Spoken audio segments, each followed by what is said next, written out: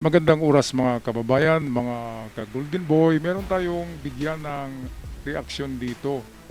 Ito yung pinangalandakan ng IRGC na kanilang IRGC Navy na natira. Ito yung mga speedboat na mayroong kargang maliliit na missiles at machine gun. Tinatawag ito by the name na the Swarm of Mosquitoes. Swarm of Mosquitoes, ibig sabihin marami niyan. At ayon sa mga kwento tungkol dito, ay kapag atake ito ay maramihan. Katulad nito, hindi ito atake ng dalawa lang o tatlo. Pinakamahinang pag-atake nito ay merong 20 ka-speedboats. Ang mga speedboats na ito ay double engine. Mabibilis ito kaysa conventional na speedboat. Kaya kapag swarm, ay napakahirap daw niyan na ubusin. Kapag swarm ka ay siguradong mayroong isang makakalusot na speedboat.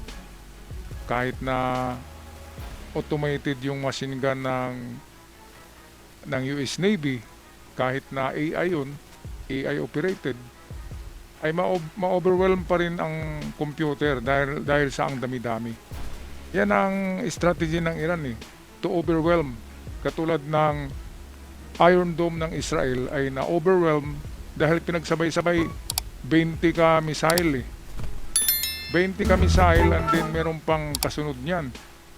Kaya yung reloading, siyempre, i-reload pa yung mga rockets ng Iron Dome Kaya doon sa pag-reload, medyo mahuli sila doon. Kaya merong nakakapasok. So ganito rin. Kaya siguro umalis yung US Navy sa loob ng Hormuz dahil nga delikado tong swarm of mosquitoes, swarm nitong maliliit na speedboat, kasi may dala silang dalawang missiles na karga-karga. Tingnan nga natin yung missiles dito. Merong dalawang missiles yan, kaya mapanganib din yan. Ayan dalawang missiles na karga. Kung tatama yan sa destroyer, butas din yung gilid ng destroyer kapag ganyang kalaki na missile. Kaya yon, para yung swarm kasi na yan, merong mga kuweba sa gilid ng bundok ng Hormuz na sadyang binutas. Ginawa nila ng taguan ng mga swarm na yan. Kaya hindi yan makikita. Bigla na lang yan lalabas sa lungga sa gilid ng baybayin na mayroong mga kuweba. Kasi matagal na pinaghandaan niya ng Iran na kapag papasok diyan ang US Navy, iswarm nila ito. Grabe, ang dami-dami nito. Ito, panoorin nga natin.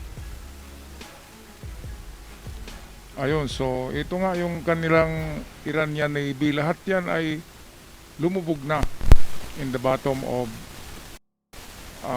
the sea.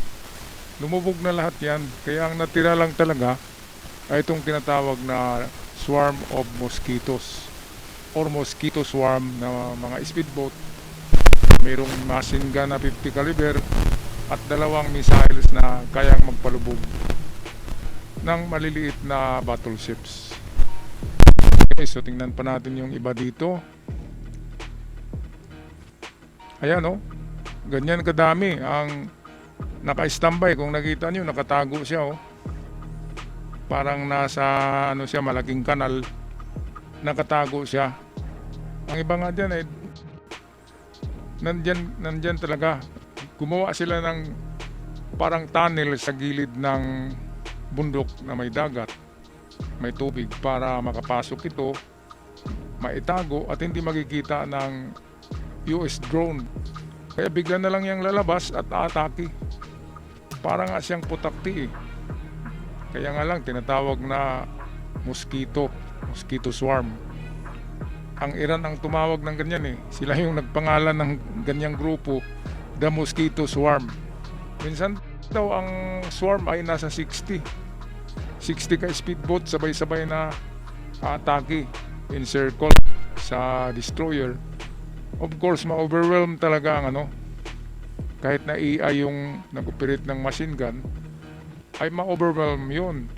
At isa pa, yung malaking mga missiles ng barko ay hindi pwedeng i-target yun sa maliit na na speedboat.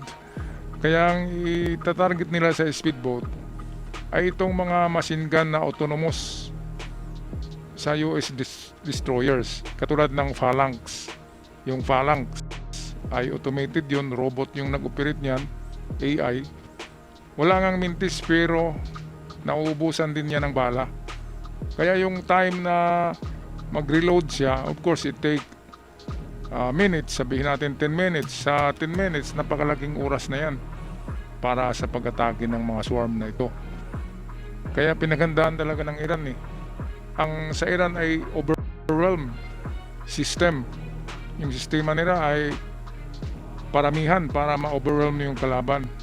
Katulad nga sa Iron Dome. Ngayon lang natin nakita na ang Iron Dome pala ay ma-breach, mapasok siya. Kung sobrang dami ang pari-pari ng Iran na missiles, hindi lahat yun masasalag ng Iron Dome. Kasi nga mag-reload pa rin ng Iron Dome Yung nakita natin, di ba, 200 ka missiles, sabay-sabay yun galing ng Iran. So sa 200 na yan, ang interceptor siguro ay hindi umabot ng 200. Kaya yung sabay na 200, isa doon ang hindi ma-intercept at makapasok sa Israel. Kaya paramihan ng style ng Iran Okay, so tingnan pa natin dito kung anong meron.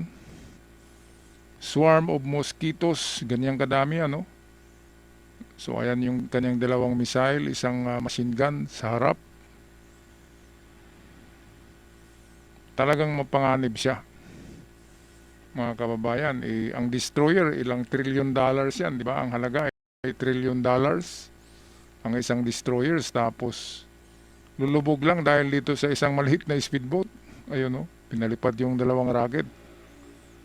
So ayan na yung swarm, ayan sabay-sabay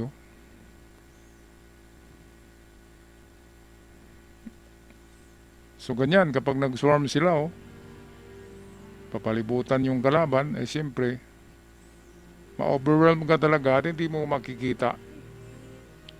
Kahit na AI o robot yung nag-operate ng mga machine gun Yan yung Phalanx na sinasabi ko, ito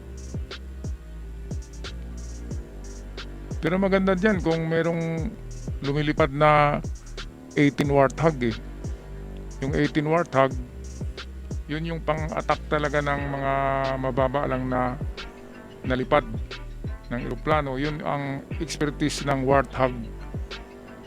Kaya nung rescue operation ng pilot na bumagsak sa Iran, di ba? Ang Warthog doon ang pinakamalaking role. Yung Warthog. Grabe ang machine gun nun. Pwede ring lulubog ang barko dahil sa machine gun noon ay parang maliliit na kanyon ang bala, ang lalaki. Parang flashlight ang lagi ng bala ng Warthog Kaya Warthog lang ang katapat nitong mga swarm of mosquitoes na to Kaya yun ang gusto nating makita Warthog versus swarm of mosquitoes. Ito yung nag-swarm sila sa dalawang barko. Ito yung ginawa nila nung nakaraang hinijack nila yung dalawang barko. Ayan galing yata ng Mexico tong iba kasi Latin yung nakasulat sa mga barko. So ibig sabihin galing ng Latin America ito mga kababayan So anong masasabi nyo dito mga kababayan, mga ka-Golden Boy, the swarm of fast attack speedboats na mayroong dalawang missile at isang machine gun? Yan yung panlaban lang ng Iran ngayon sa kanilang IRGC Navy. Ito na lang yung kanilang pinangalandakan na magpalubog. Kayang magpalubog daw ng mga destroyers ng Amerika.